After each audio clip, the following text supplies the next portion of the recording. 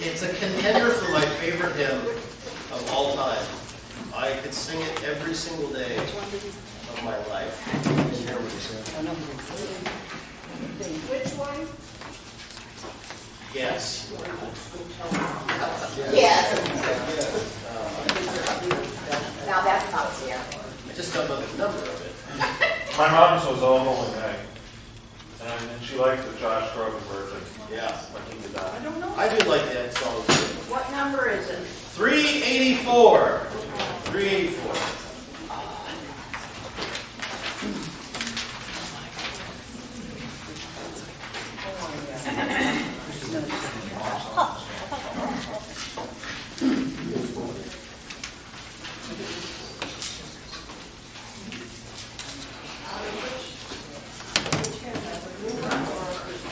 I don't know what it is in the blue one. No, it's in the LSB. The blue ones are old.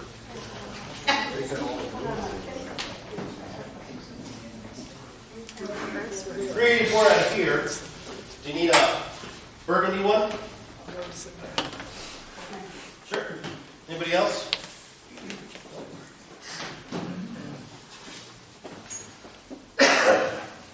Well, what is 384 in Lutheran worship? Now I'm curious. No, I'll check it out later.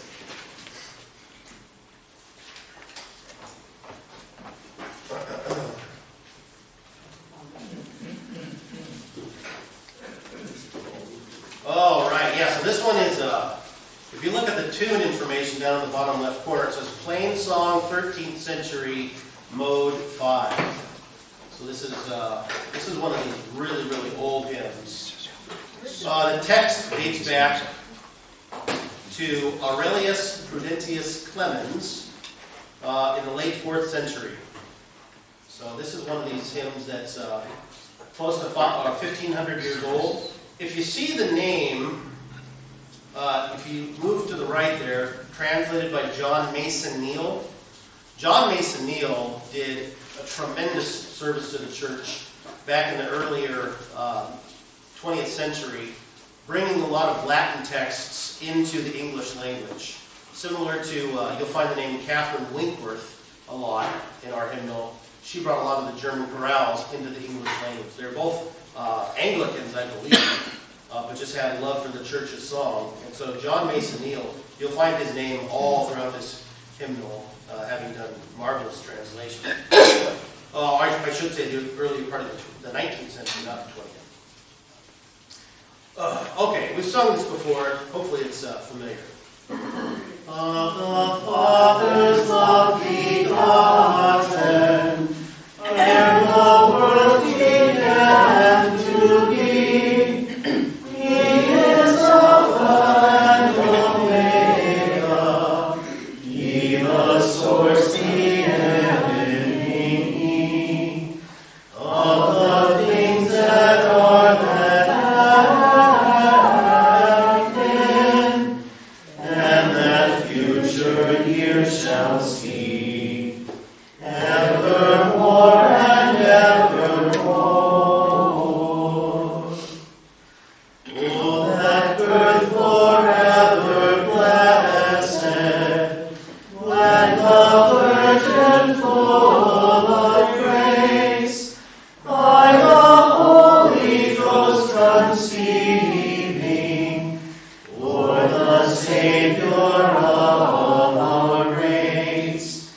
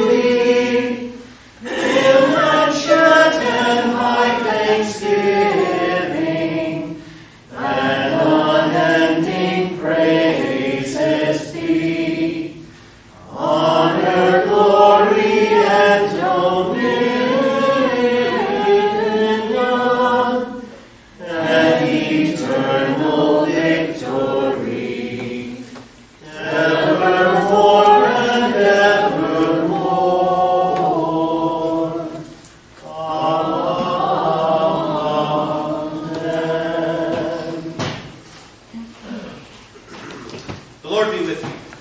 Let us pray. Blessed Lord, you have caused all holy scriptures to be written for our learning. Grant that we may so hear them, read, mark, learn, and inwardly digest them, that by patience and comfort of your holy word, we may embrace and ever hold fast the blessed hope of everlasting life.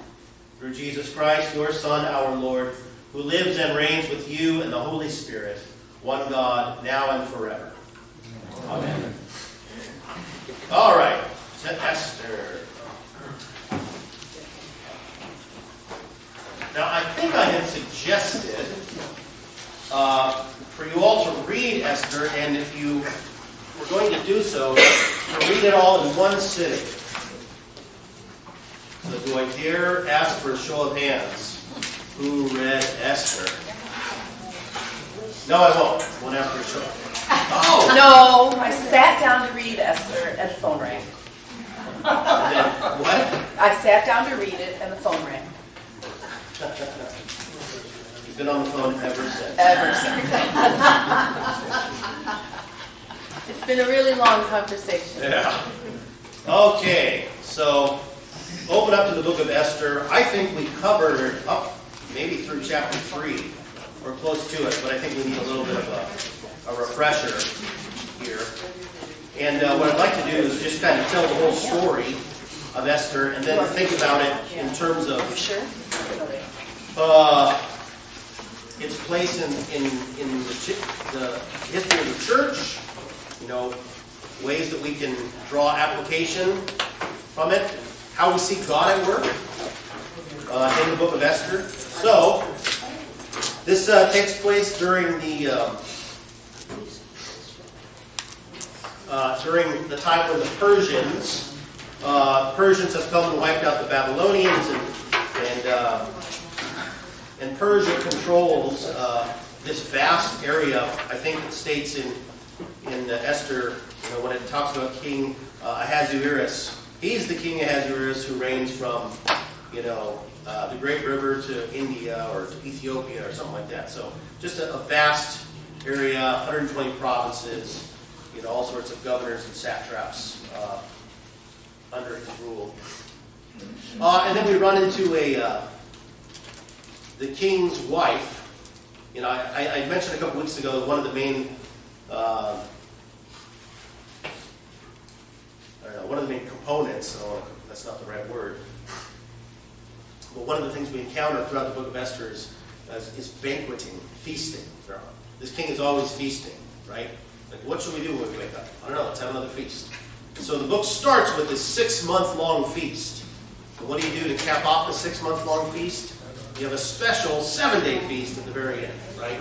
So it's just all, it's as probably debauched as you can imagine it to be. And at the end of this 6-month feast, the king says, you know what, let's get Queen Vashti in here. She's really pretty, and I want to show her off. I want to show her beauty off to everybody who's here at the party. She refuses. And then the king's advisors say, okay, if word of this gets out, you're going to have massive rebellion. Wives are going to be telling their husbands no all throughout your empire. So you need to do something about this. And so she gets the boot. And then, what does the king have to do? Replace the queen. Enter Esther, right? So you've got all these young virgins coming and vying for the king's affection and his attention. And it's her older cousin, who's been acting as her guardian, Mordecai, who suggests, you know what, don't tell anybody you're a Jew, and put your hat in the ring for becoming queen. Long story short, it works. Esther finds favor in the king's eyes, and so now she is the queen. As the story proceeds, this Mordecai, he's always seems to be hanging around the king's gate. You know, so I don't know if he's engaged in some sort of business there or commerce, but it's one of the places. It's like kind of like a market square. You know, things happen at the gate of the city. And he overhears an assassination plot. And he tells the authorities and those who were conspiring to assassinate the king are found out. They're put to death. And that detail about Mordecai is recorded in the Persian history books, and then we don't hear anything about it until a couple chapters later. It surfaces again, and it plays an important part of the story. So, all right, let's see where I'm at now. In chapter 3, we encounter the main antagonist, Haman the Agagite. And maybe you'll remember a little bit about Haman the Agagite and Mordecai the Israelite, or the Jew. The term Jew and Jews is used all throughout the book of Esther. They kind of harken back to this ancient antagonistic relationship between Israel and Amalek, this foreign country. And Agag was this king of Amalek who King Saul of Israel was supposed to put to death. And the Amalekites were supposed to be wiped out in their entirety. And what's interesting is that Moses had told the people of Israel all the way back in the wilderness wandering days, back in Exodus chapter 17, that God's people were going to be constantly in combat against the Amalekites, right? And so it's given to Saul, wipe them out, okay? Let nothing remain. And you see why, because here we are hundreds of years later, and a remnant, that one little bit of Amalek remains, it grows up and it rears its ugly head, and it's an enemy of God and an enemy of God's people. But Saul does not do what he's given to do. He doesn't devote all of the Amalekites to destruction, as he is instructed.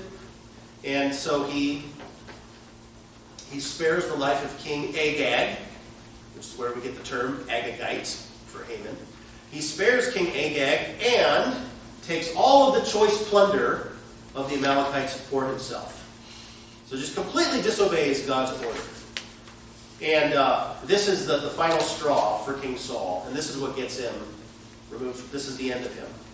And it's just a matter of time before he's removed from office. And he actually dies at the hands of an Amalekite. Believe it or not, King Saul. Samuel has to come in and do the job that King Saul was supposed to do. So he hacks Agag to pieces. Wonderful, delightful story in 2 Samuel. So I think it's a good Christmas reading when the family's all together. Tell us a story about King Agag. Okay, I guess we'll talk about that later.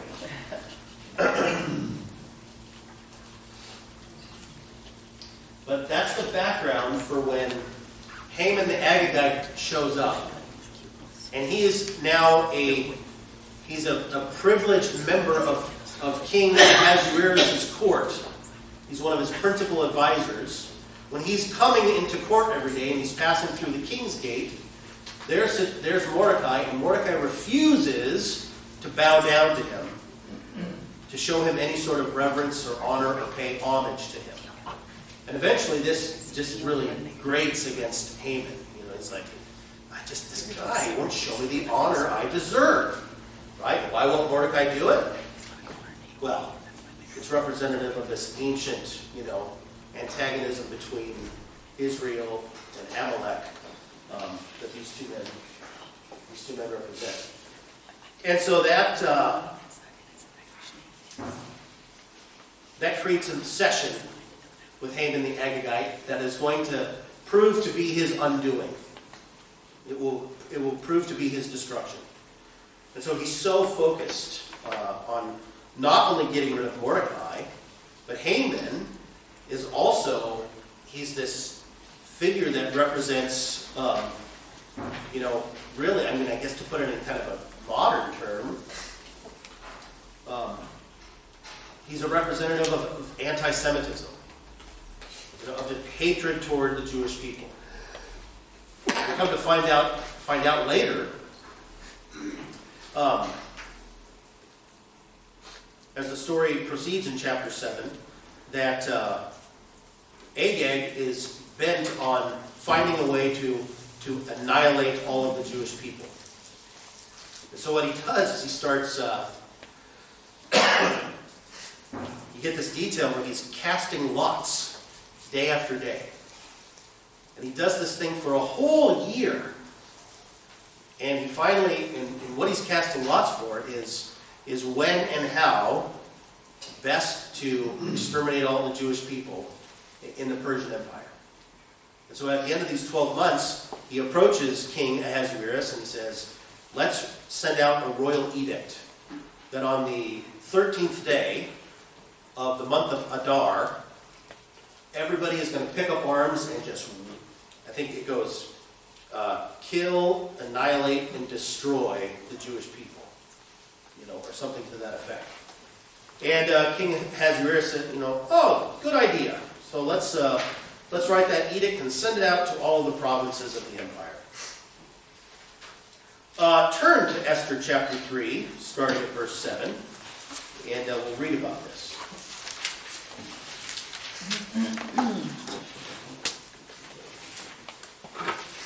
All right, Esther 3, chapter 3, verse 7.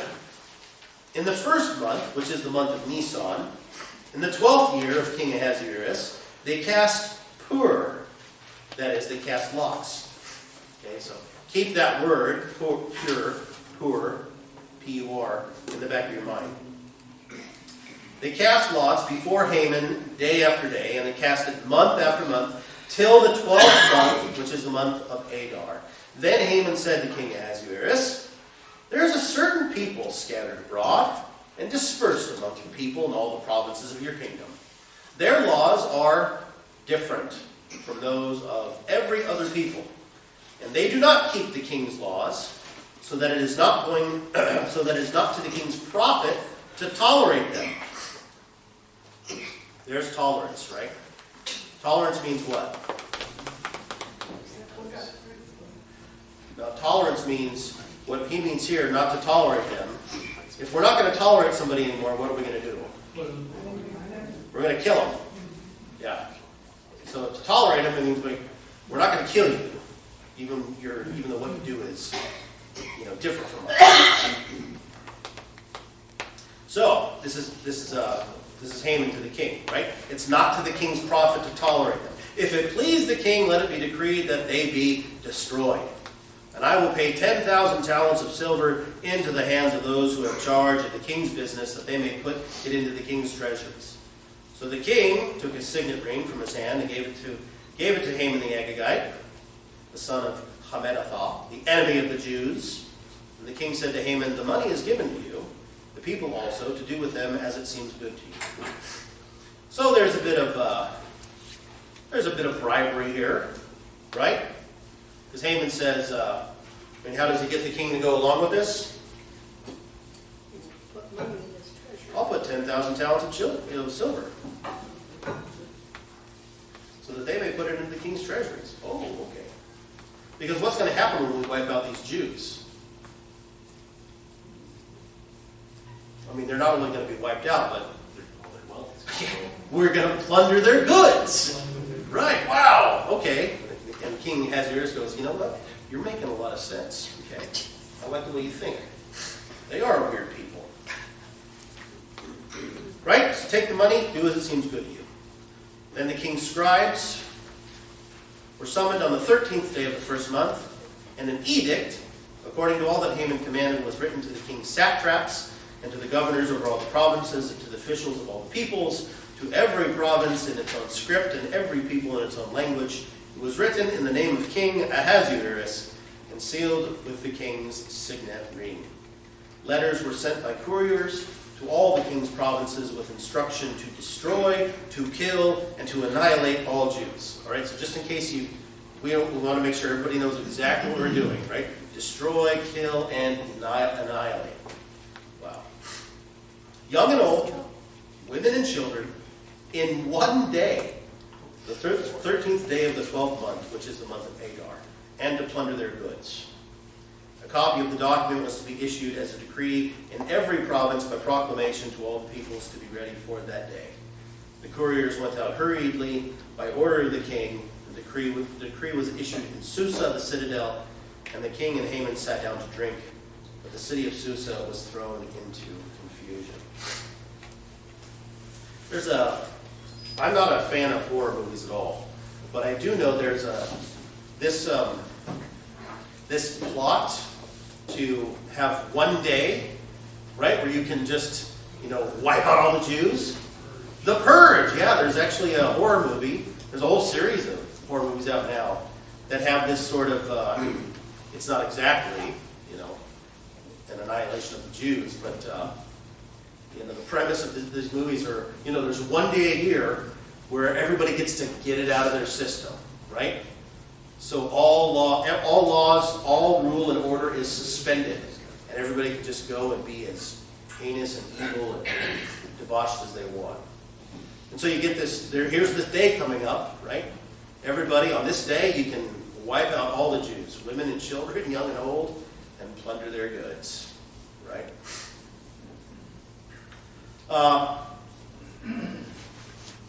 And so it throws the last thing we have in this chapter is that the city of Susa was thrown into confusion, probably because there's a large presence of Jewish people in the citadel, right? And they're rightly terrified. This is an edict of the king, right? We've got, our days are numbered. Mordecai learns of all this. He learns of the decree. He tears his clothes and he sits in sackcloth and ashes and he cries in the midst of the city. What does this represent? To sit in, what does that mean to sit in sackcloth and ashes? What is sackcloth? Just Probably pearl. the cheapest cloth that's made. Is that like a gunny's? I don't know what a gunny sack is. Is that like what you would use for a potato sack? Like a burlap bag? Yeah.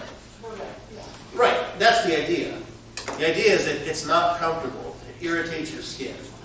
Right? It's supposed to be, Penance. right. Principally, yes. That's the principal character of sitting in sackcloth and ashes. Penance. Okay, that's sackcloth. The ashes is more a symbol of mortality than anything. Right? From dust you came, and to dust you will return. We say ashes to ashes, dust to dust. Right? And so this is penance. This is penitence. This is crying out to God.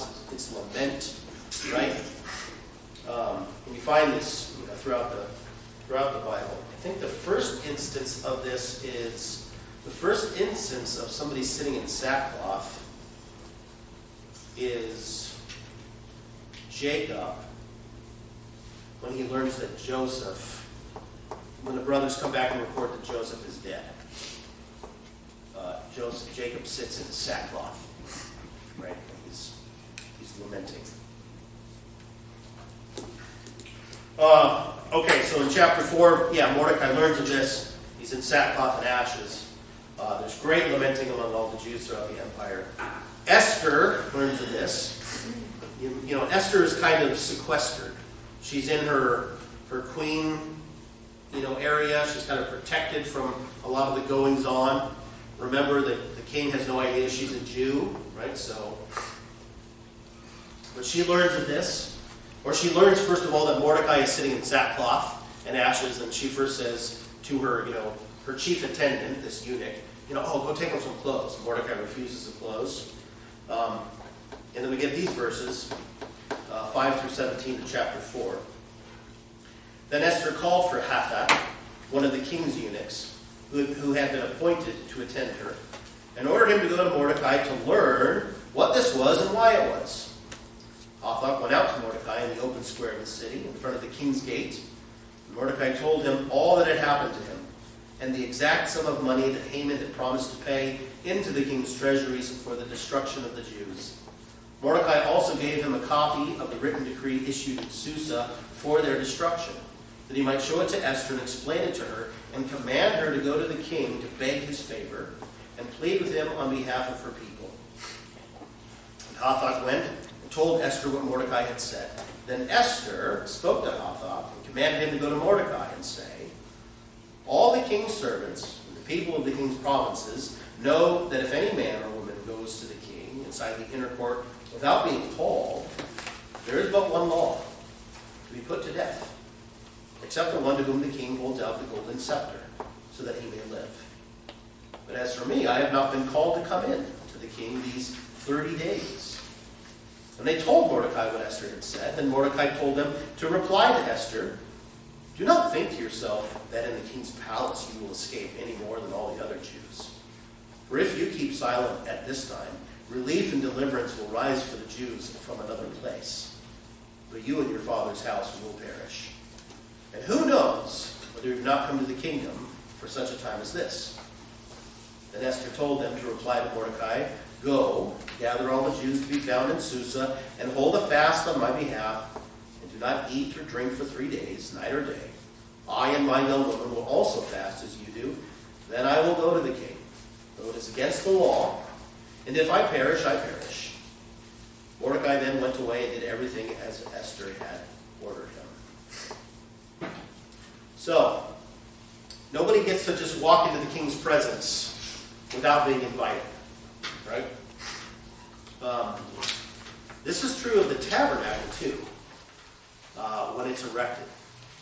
Nobody gets to just walk into the holy place without proper preparations or without the proper credentials. Okay?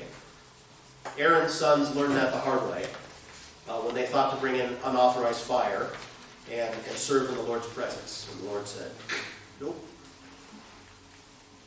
There's I don't know if your Bibles have a footnote in here. Mine doesn't, but the Bible I was reading this morning does.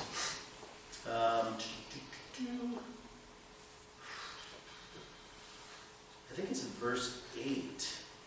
Mordecai also gave him a copy of the written decree issued in Susa for their destruction, that he might show it to Esther and explain it to her and command her to go to the king to beg his favor and plead with him on behalf of the people. Do you have a footnote there in your Bibles? No? Okay. So, the Hebrew there is to beg his favor and plead with him on behalf of her people. The Hebrew there is to plead before his face. And I had mentioned last time the importance of beholding the face of the king, of who had the privilege of beholding the face of the king.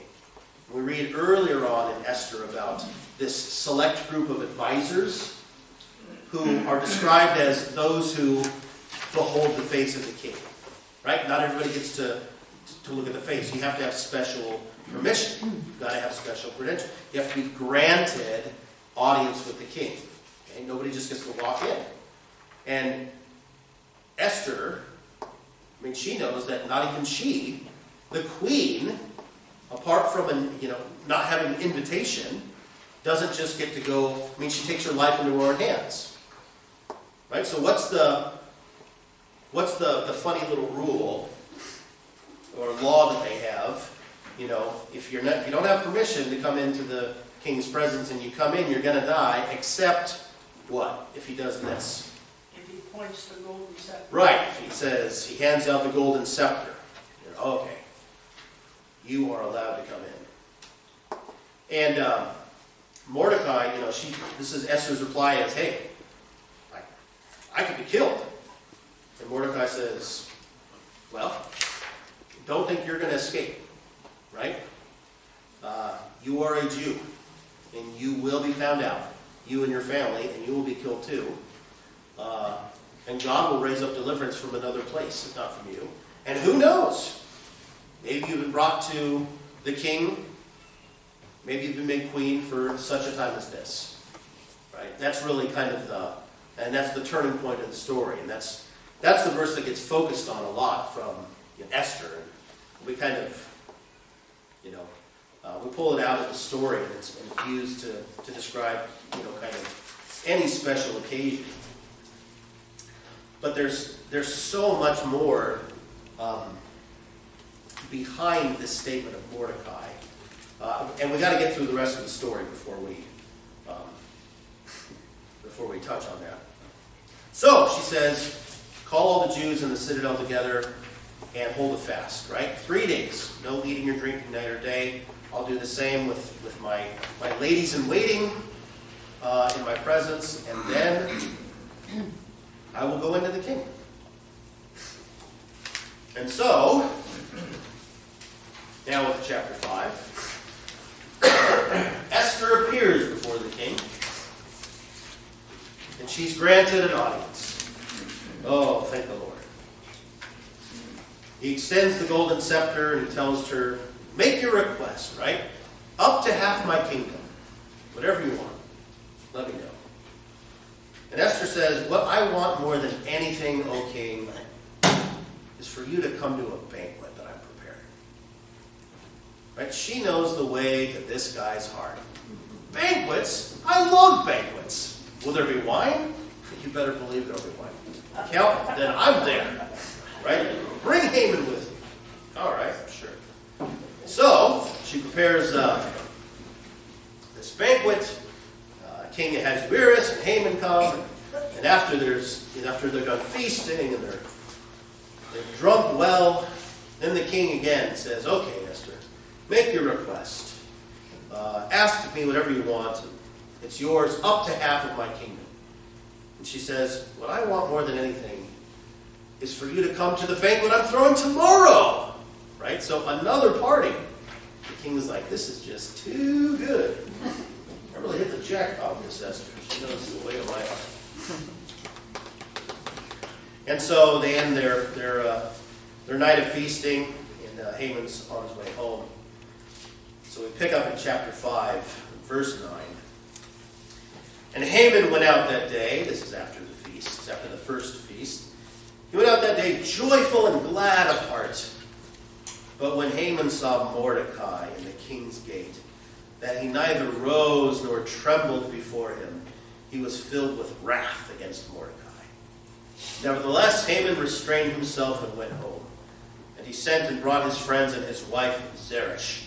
And Haman recounted to them the splendor of his riches, the number of his sons, all the promotions with which the king had honored him, and how he had advanced him above the officials and the servants of the king. Then Haman said, even Queen Esther, let no one but me come with the king to the feast she prepared. And tomorrow also I am invited by her together with the king. Yet all of this is worth nothing to me, so long as I see Mordecai the Jew sitting at the king's gate. Then his wife Zeresh and all his friends said to him, let a gallows 50 cubits high be made, and in the morning tell the king to have Mordecai hanged upon it. Then go joyfully with the king to the feast. This idea pleased Haman, and he had the gallows made. So how would you describe this Haman? What sort of man is he? How would you describe his personality? Would you say he's a humble man? Vindictive? Vindictive, right? Would you say he's proud, Yes. arrogant, Arrogant. haughty? Jealous? Insecure. Boy, all the qualities you love to see in a man, right? Vindictive, jealous, haughty. Yeah, he has to call his wife, and everybody together to tell everybody how great he is. I'm Haman. Look at my wealth. Look at my 10 sons, right? I've advanced beyond everybody else. I'm like second to the king.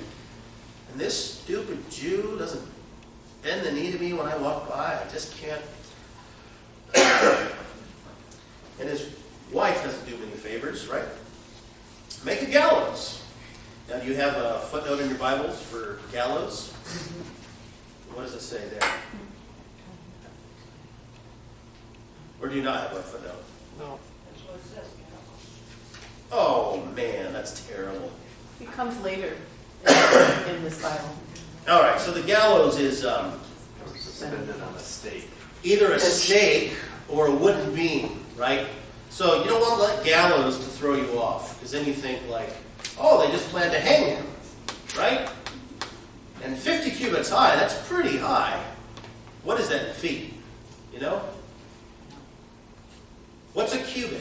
What's It's like that? About 18 inches. There we go. Yeah, it's from the tip of your elbow to your top of your finger. Right? About 18 inches, foot and a half. So, 50 feet or 50 cubits. Yeah. 75 feet high. That's pretty high to hang somebody from, right? You gotta break your neck to get up there. But I don't think it's, I think the word is actually stake. And I think this is, the idea is not that he would be dangling from a rope, but that he would be impaled and then hoisted up on this stick, you know, and you'd be basically, and I mean, this was just a favorite method of torture for the Persians, of punishment and of execution. Impaled somebody. And yeah, we won't get into the details about it. It's awful. It's terrible. And poor Haman. It's not going to get any better for him. So Haman is like, you know, thanks, honey. That's a great suggestion. Let's have those gallows. Let's get that stake up. And in the morning, I'm going to go into the king. I'm going to tell him, we've got to get rid of this Mordecai. Can I just hang him up on the stake? And the king will grant me whatever I want because, you know, I'm Haman the Agagite. And I'm great in my own way. Well, it turns out that night, the king can't sleep. And so what do when you can't sleep at night? You read a history textbook. And that will do the trick just like that. Right? So, he calls for basically the annals, the chronicles, Persian history to be read to him. And what just happens to be read? But the story of how Mordecai foiled the assassination plot. And the king, he's awake in the middle of the night hearing the story. He goes, huh. And then he says, well, you know, hang on a second there, reader. Did we ever reward this Mordecai for his work in stopping the assassination? Well, no, king, we haven't. Well, morning time comes and Haman rushes to the king's court to get Mordecai murdered and hung up on a stake. And the king says, who's out there in the court right now? Well, Haman's here, right? He's an eager beaver this morning to come and have an audience with the king. Well, bring him in. And before Haman can get to his business with Mordecai, the king asks him. Let's actually read this here. Chapter 6, starting at verse 6. So Haman came in, and the king said to him, what should be done to the man whom the king delights to honor? And who does Haman think the king is talking about? Himself. Oh, yeah. Haman goes, this is getting better and better. Right? I can't believe it. And Haman said to, no, well, I gotta go back to that. And Haman said to himself, whom would the king delight to honor more than me? And Haman said to the king, for the man whom the king delights to honor, let the royal robes be brought, which the king has worn, and the horse that the king has ridden, and on whose head a royal crown is set. And let the robes and the horse be handed over to one of the king's most noble officials. Let them dress the man whom the king delights to honor, and let them lead him on the horse through the square of the city, proclaiming before him, thus shall it be done to the man whom the king delights to honor. Then the king said to Haman, hurry, take the robes and the horse as you have said, and do so to Mordecai the Jew, who sits at the king's gate. Leave out nothing that you have mentioned. Oh, man. This is one of those moments where you just love to be there to see Haman react to it. Right? Watch his face just fall. Try to put on a, whatever you say, king, I'll do it. So Haman took the robes and the horse, and he dressed Mordecai and led him through the square of the city, proclaiming before him, "Thus shall it be done to the man whom the king delights to honor." Oh boy. So we're beginning to see, it's one of the great themes of Esther, the reversal of fate, right?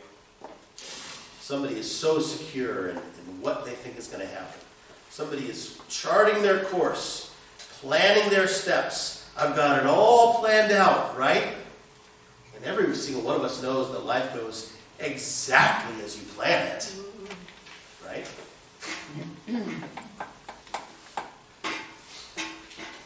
Poor Haman. So full of himself. He has to dress Mordecai himself. I don't want to miss the Christological significance here. What Haman says is, in his own pride and arrogance is, let the person whom the king delights be dressed not just with fine clothing, but the clothing that the king wore. And not just on any horse, but on the king's horse, right? And so Haman means this totally selfishly. It's all for himself, right? But the twist, in God's hands, God says, this is exactly what's going to happen to my servants. And this is what, I don't think it's going too far to recognize a picture of, of the baptized into Christ. Of those in whom the king delights are dressed in the king's fine clothing. Are put on his own beast of burden. Are paraded in front of everybody saying, this is the one in whom the king delights. This is what we have in Christ. Being incorporated into the royal family. So you can imagine how upset Haman is. And his fall is imminent. And I think his wife even says so at the end of chapter 6.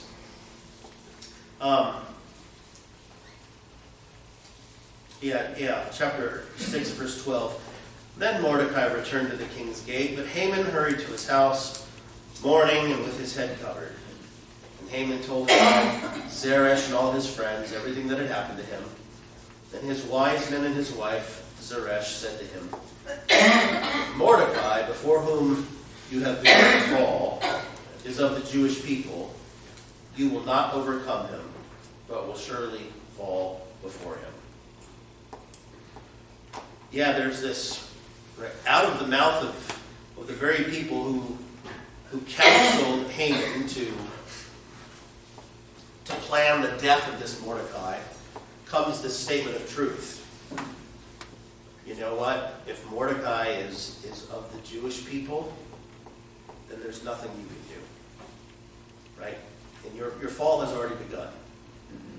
And the confession there is not, the confession there is, why is it, what's the significance of Mordecai being a part of the Jewish people? What's the significance of the Jewish people? It's because they are God's chosen, right? There is this scandal of particularity. This group, and not the other groups. This people, right? This is the people that God will preserve. And even though he will discipline them, as a father disciplines his child, he's not going to wipe them out. He's going to preserve them. And there's nothing, Haman, I'm sorry, but you've picked the wrong people to mess with. You can't win this battle. So your destruction is going to come. Imagine that from your wife. Gosh. And it's just a matter of time. Remember, we still have that party to go to the next day. So it's time to come back. And Haman is back the next day for the party, and they're feasting again. And after they've drunk their wine, the king asks Esther, all right, queen, up to half my kingdom, what is it that you want? And she finally lays it all out. if I have found favor in your sight, O king, and if it please the king, let my life be granted me for my wish, and my people for my request. For we have been sold, I and my people, to be destroyed, to be killed, and to be annihilated. If we had been sold merely as slaves, men and women, I would have been silent. For our affliction is not to be compared with the loss to the king. And the king wants to know, well, who is behind this? Who's behind the annihilation? Because the king is not only going to lose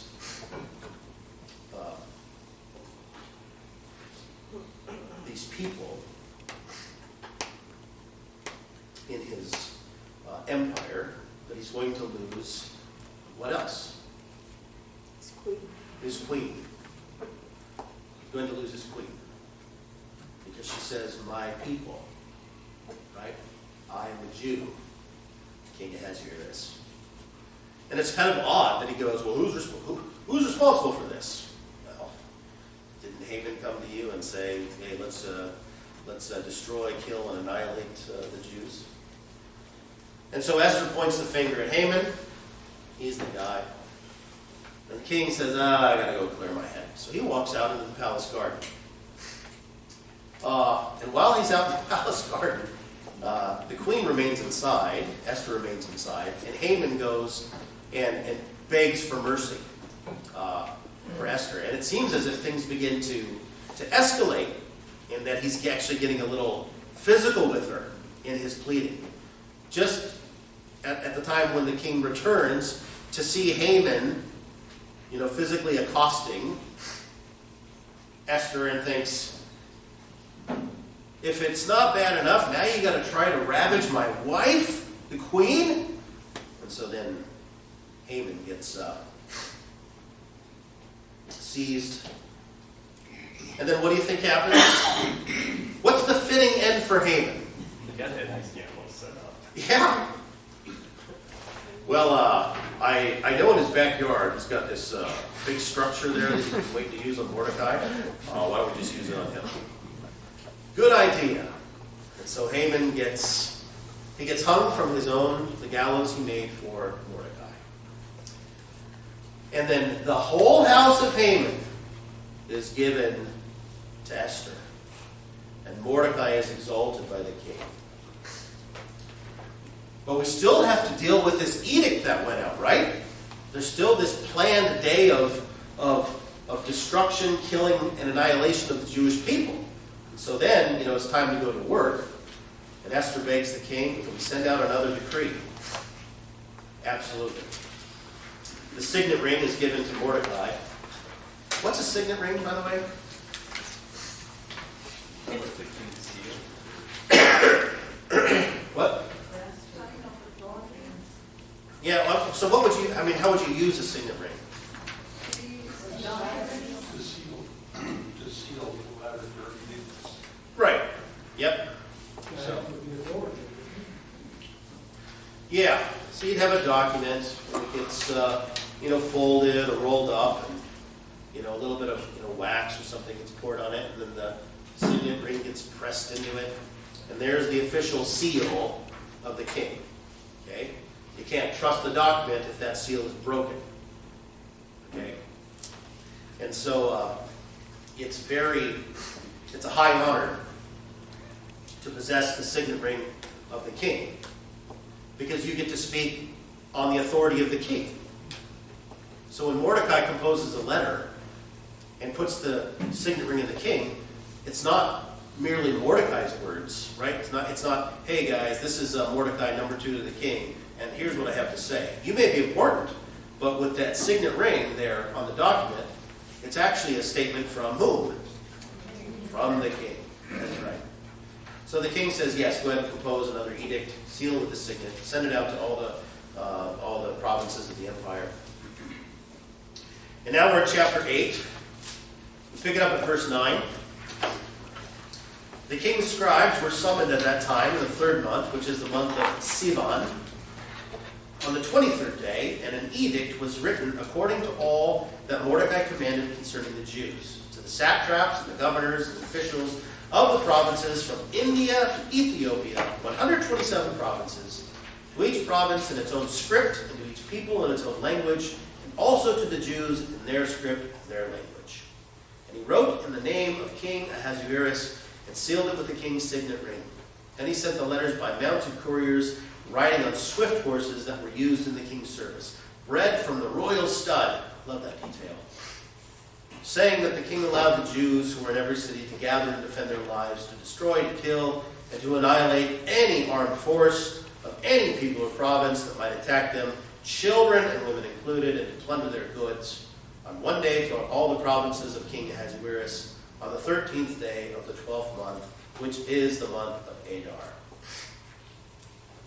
So, the decree that comes out from Mordecai with the authority of the king is basically for the Jewish people to defend themselves against an attack. But there's even more to it, right? In Mordecai's letter, they're not only allowed to defend themselves, but what are they allowed to do even beyond that? So if we jump back to verse 11, so these letters are sent, they're running out by couriers, saying that the king allowed the Jews who were in every city to gather and defend their lives, okay? To destroy, to kill, and to annihilate any armed force of any people or province that might attack them, children and women included. And what? To plunder their goods on one day throughout all the provinces and so forth. So, the very thing that these armed forces were going to be doing against the Jews, to destroy, kill, and annihilate, the Jews are able to return in kind. And that just as the people were given permission to plunder their goods, so the Jews are given permission to plunder the goods of their attackers. Interesting detail in the story is, what don't the Jews do? What would you think? What would they refuse to do? And here's where you have to know a little bit of the story between King Saul and King Agag of Amalek. What did Saul, when Saul refused to kill King Agag, right? I mean, he did, they killed a number of the Amalekites, but he spared King Agag, and he also brought back what? The plunder with him. So what won't the Jewish people do this time? Take the plunder. They won't take the plunder. And it's almost as if they fulfill God's original decree to Saul. Because Saul was not authorized to bring anything back. It was wipe everything out from the Amalekites, right? Everything. Everything gets devoted to destruction. People, animals, things, all goods. Nothing gets brought back. And Saul thought, that's a waste. There's some choice stuff here. And so even in this decree from, on behalf of the king, written by Mordecai, to plunder, the Jews don't do that. It's interesting. We jump into the last couple of chapters. The day comes for the battles. The Jewish people are victorious. We read in verse 1, now in the 12th month, first verse of chapter 9, which is the month of Adar, on the 13th day of the same, when the king's command and edict were about to be carried out, on the very day when the enemies of the Jews hoped to gain the mastery over them, the reverse occurred. The Jews gained mastery over those who hated them. I mean, there really is one of the major themes of the entire Bible, and especially of the whole story of the Old Testament. This phrase right here, the reverse occurred. I mean, that really is one of the central messages to all the Bible. When Hannah is praying for her son, she is given a son, and her prayer is like a foreshadow of Mary's what we call the Magnificat. later on. One of the verses or phrases in the Magnificat is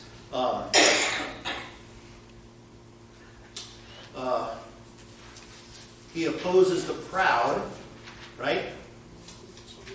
But exalts the lowly. Gives grace to the humble. This reversal. You see it all throughout the Bible, this great reversal. And so the enemies of the Jews, come, they hope to gain mastery over them, but the reverse occurred, and the Jews gained mastery over those who hated them. But then the fear of the Jews and the fear of Mordecai begin to spread throughout all the provinces. Thousands of people are struck down, including the sons of Haman. And they were also hung on stakes, the gallows. Jump ahead to verse 16. Now the rest of the Jews, chapter 9:16. Now the rest of the Jews who were in the king's provinces also gathered to defend their lives and got relief from their enemies and killed 75,000 of those who hated them. But what? They laid no hands on their plunder. They laid no hands on their plunder. This is on the 13th day of the month of Adar. And then after this, we have this Feast of Purim that's inaugurated. A feast that's still celebrated today. It's celebrated on the 14th and 15th of the month of Adar, which is kind of falls somewhere in February or March of our calendar. Verses 20 through 22. And Mordecai recorded these things and sent letters to all the Jews who were in the provinces of King Ahasuerus, both near and far, obliging them to keep the 14th day of the month of Adar, and also the 15th day of the same, year by year, as the days on which the Jews got relief from their enemies, and as the month that had been turned for them from sorrow into gladness, and from mourning into a holiday, that they should make them days of feasting and gladness, days for sending gifts of food to one another, and gifts to the poor. And the meaning behind the term Purim. We first encounter the singular. Purim is a plural word. Lots, like shooting dice. And the singular is pure, P-U-R. So the Feast of Purim is the Feast of Lots, and it gets its name because it's almost kind of like it's remembering. I mean, it's what Haman did for 12 months. He cast lots, kind of like, testing his luck, seeing what fate would be, when would be the fateful day for all the Jews to be annihilated. And so it's almost like a, I don't know what the right word would be, but, one of the great themes of the book of Esther is this kind of,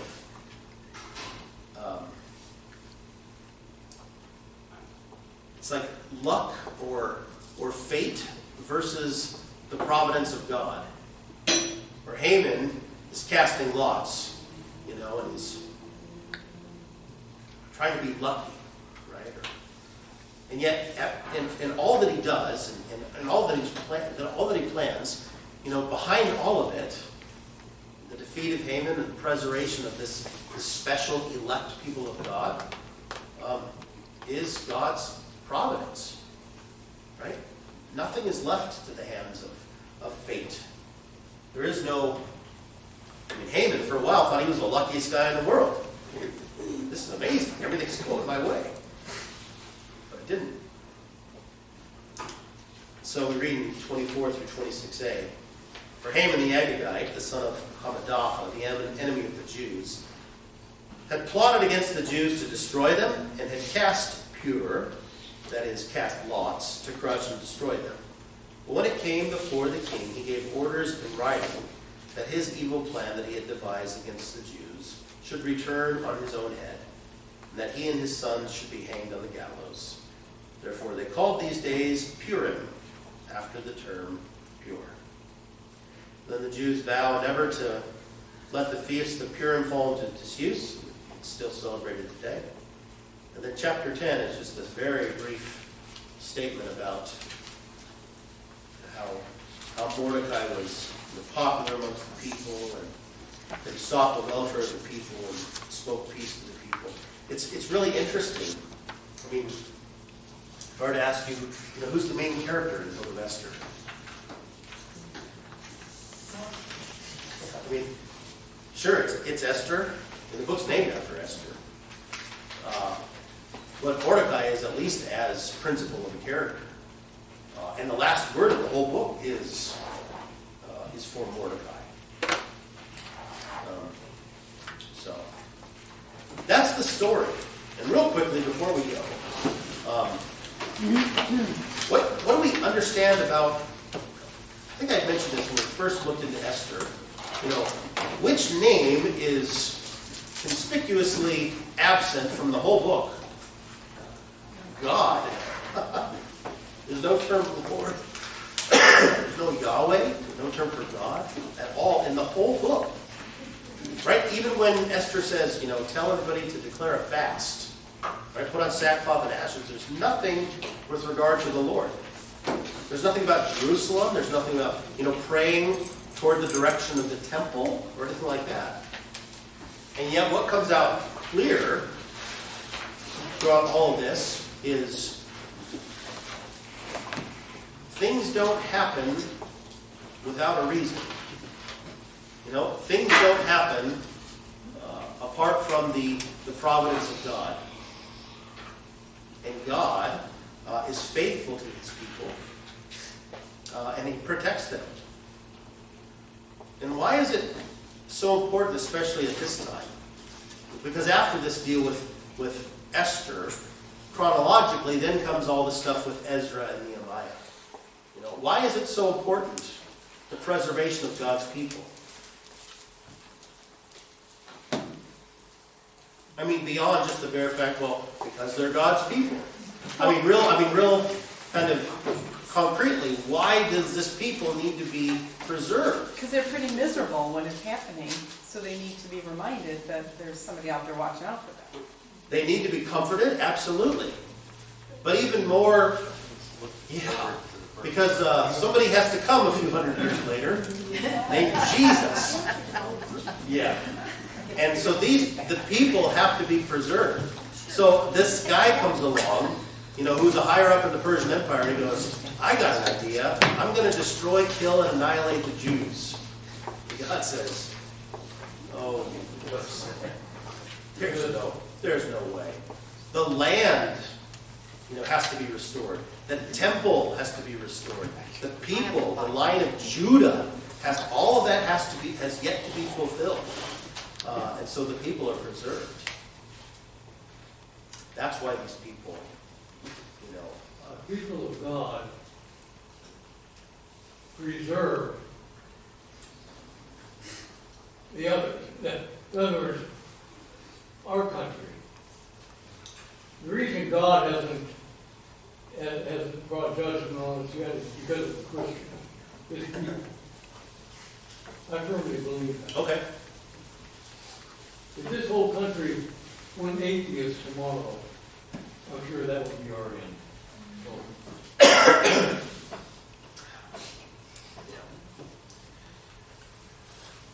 For the people,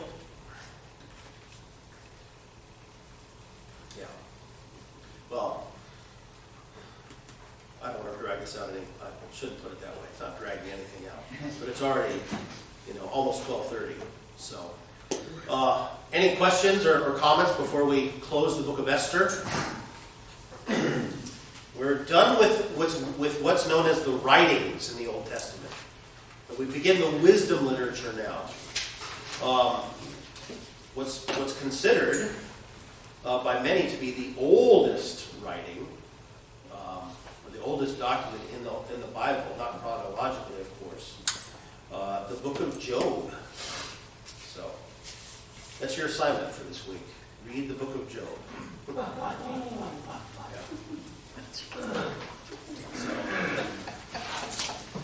Any, real quick before we pray, are there any verses from Job that you know that stick out to you? Do you know any verses from Job? heard of you for years, but now I see you. How about, I know my Redeemer lives, Just an action. from Job? How about the Lord gives and the Lord takes away? Blessed be the name of the Lord, from Job. Our Father, who art in heaven, hallowed be thy name. Thy kingdom come, thy will be done, on earth as it is in heaven. Give us this day our daily bread, and forgive us our trespasses, as we forgive those who trespass against us. And lead us not into temptation,